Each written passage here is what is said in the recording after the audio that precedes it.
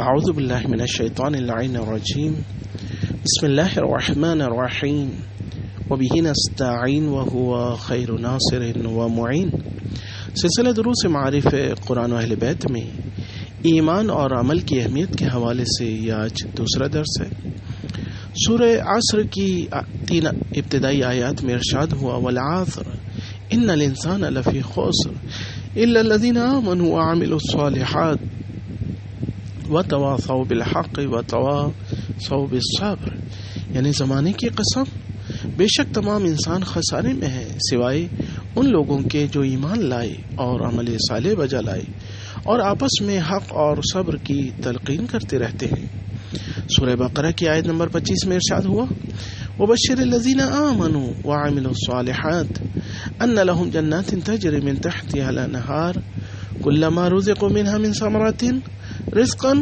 قالوا هذا الذي رزقنا من قبل وأتوا به متشابها ولهم فيها أزواج مطهرة وهم فيها خالدون، یعنی اور خوشخبری دے دو ایمان لانے اور عمل صالح انجام دینے والوں کو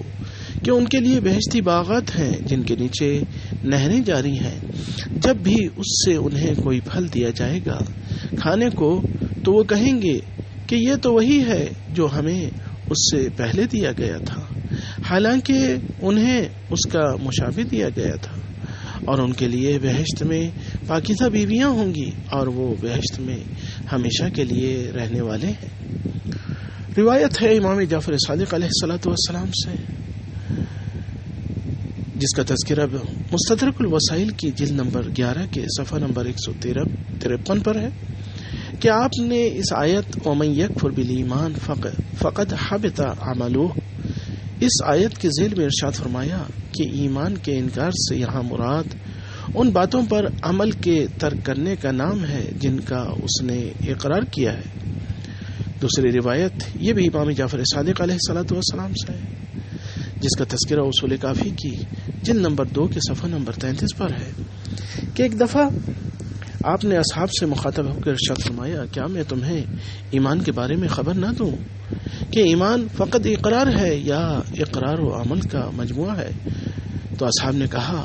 کہ کیوں نہیں فرزند رسول آپ ہمیں بتائیں۔ تو آپ نے ارشاد فرمایا ایمان پورا کا پورا عمل ہے، اقرار تو اس عمل کا بعض حصہ ہے۔ اللہ تعالی نے قرآن میں بھی اسی طرح بیان کیا ہے۔ وآخر دعوانا ان الحمد للہ رب العالمین۔